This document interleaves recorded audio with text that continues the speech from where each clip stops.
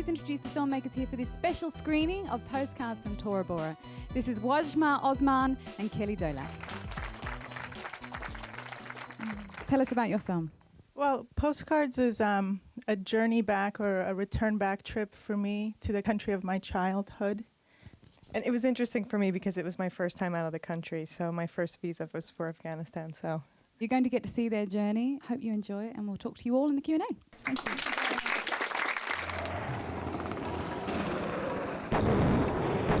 In 1979, soon after the Soviet invasion of Afghanistan, Wajma's father, Abdullah Osman, was among thousands of intellectuals viewed as threats to communism who were thrown into jail. My mother says the Tsar Revolution is one of the saddest and darkest days in Afghan history.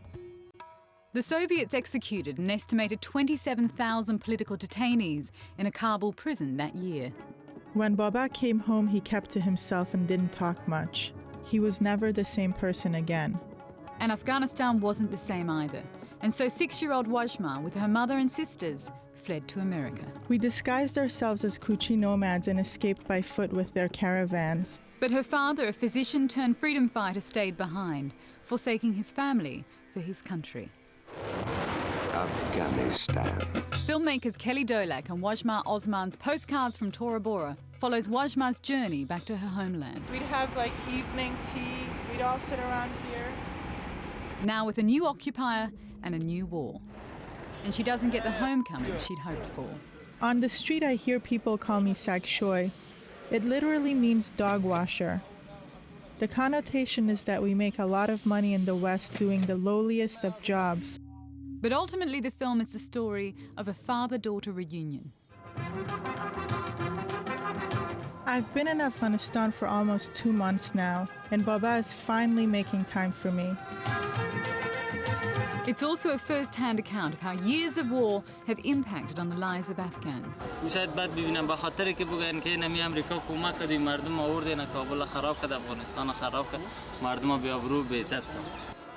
6.5 years since the US-led invasion, Afghanistan's still not free. The Taliban have reportedly retaken 10% control of the country, and America's #1 enemy is still at large. The archive, the family videos are amazing, aren't they? I can certainly say from my perspective, I've never seen images like that come out of Afghanistan. You knew you had a very, very different film when you discovered that footage, didn't you? We knew that there was a possibility that my aunt had some Super 8 footage, and I needed to see them because there was such a disjuncture for me between what I was seeing and what I remembered, and I kind of needed some kind of affirmation that it was real. You had it all transferred over, and the first images that came up, well, one of the first was your mum and dad. I think we both looked at ourselves and we were like, this is the beginning of the movie, like, hands down. In a million years, they could not have imagined what was about to become of their lives, their city, and their country. When you went back there this time round, it wasn't the mid-swinging 60s. You weren't really going back to your homeland in many ways, were you? You think certain things are always going to be there, even if you have evidence that they're not. When I was little, one of my favorite places to go was the Kabul Zoo. She was on this quest to find the elephant, and I kept thinking as I was filming, we're not going to find this elephant.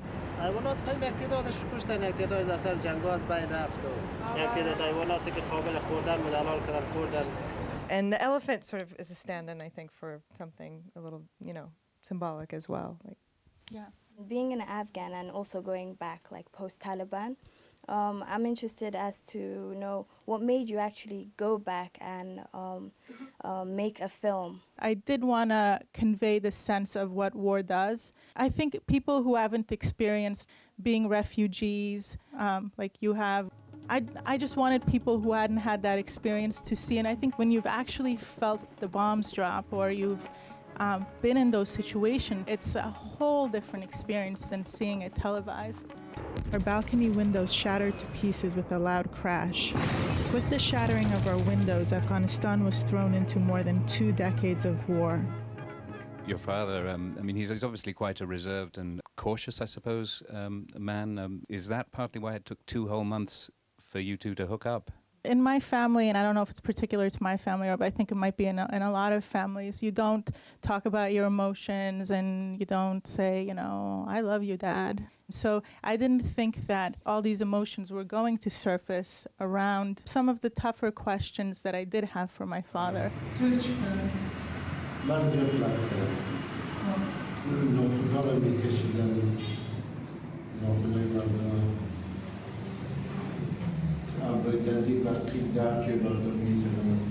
Stylistically, you had to make some real definite decisions on how you were going to tell that story.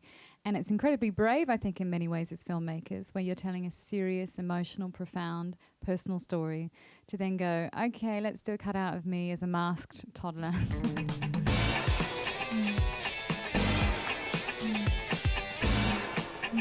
We wanted to convey this idea that as a child, I really wanted to save Afghanistan. This was also part of your Cold War experience growing up in America and seeing the Rambo films and how he saves Afghanistan. What do you say, John?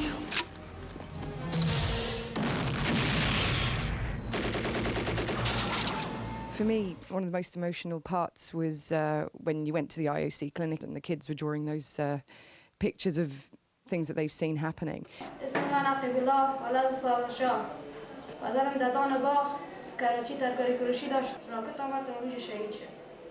I was just wondering, obviously they are the future of Afghanistan. What is the general feeling in that country about their future? I'm just thinking of like pointing to a part of the film where her aunt is questioning the kids about geography and they don't know where anything is. And she believes that education is the only way to save the country, you know? And I think that definitely has an impact on people's future, absolutely.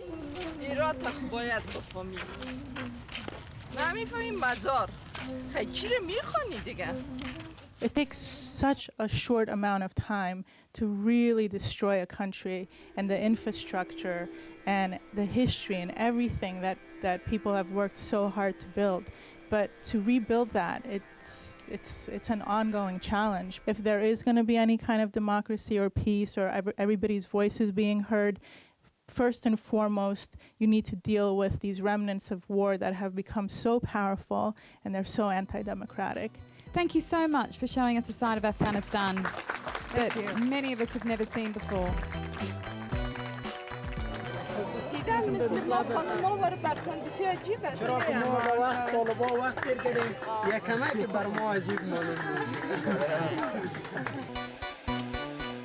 From a pair of first-time feature filmmakers to a celebrated legend, we meet the oldest film director in history. When in 2002 the late Leni Riefenstahl directed a film at age 99, the geriatric German thought she had the record all sewn up. But Portugal's Manuel de Oliveira should soon go marching past Leni and come this December past the century mark. Não tenho pressa. I am not in a hurry. I have more hurry to shoot films than to die, but I would like to die making films. Agora gostava de acabar de filmar. And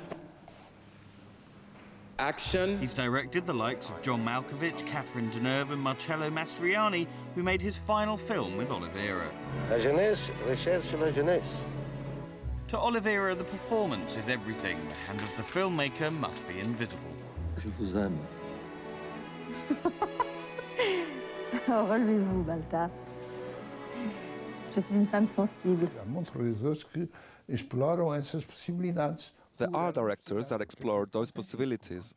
They make circus instead, doing tricks, with the cameras always from one side to the other. Por mais que a máquina se mexa, por mais. As much as the camera moves with the help of a Steadicam, by hand, by house riding, by car or airplane, the screen itself is always still. O plano, quando é projetado, é sempre fixo.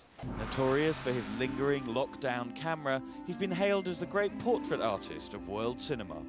Uns dizem, os planos são fixos. Okay, they say my shots are always steady, and they are. But a painting doesn't move, and it's great art. E é uma grande arte. Oliveira's films aren't for everybody. Even the most highly regarded of them can be a challenge, such as his 7-hour-long epic, The Satin Slipper. Descente de pirate. It was fantastic to see how someone was inventing in every film was risking a lot artistically in any project he was doing. Oliveira's focus on performance rather than cinematic trickery makes him the quintessential actor's director. A relação de trabalho do Manuel. The relationship between Manuel and the actors is one of great creative freedom. Manuel is only demanding with the marks and with the text. Manuel wants to understand the text. In his most recent feature, Christopher Columbus the Enigma, Oliveira and his wife Isabel play a couple trying to prove that the 15th century navigator, long thought to be from Genoa, Italy, was in fact Portuguese. Sabe-me dizer se existe a casa onde terá nascido Cristóvão Colombo? Cristóvão Colombo? As Oliveira approaches 100, his work rate would be phenomenal for a filmmaker half his age. Make that 1/4 his age. It's okay. It's okay. Let's stop here. That's it for this fabulous picture show. Now you two are heading off back to Afghanistan. Yes, we're very excited because we're going back at the end of this month to screen the film to the home audience. That's going to be amazing. Kelly, you get to go back to Afghanistan twice. I can't believe I'm going for a second time. Yeah, best of luck. And thank you so much for joining us as well. Hope to see you next time. I can't help but think what life would be like, life without war. So how would you rate the film out of 10 and why? A definite 9, but then again, I'm biased. It's lovely to see a side of Afghanistan that isn't just people being blown up in the streets. It raised a lot of issues within me and questions, and it was a good experience. My father is an incredible man. It just felt like a whole load of memories coming back. Absolutely incredible, and he completely made the film for me.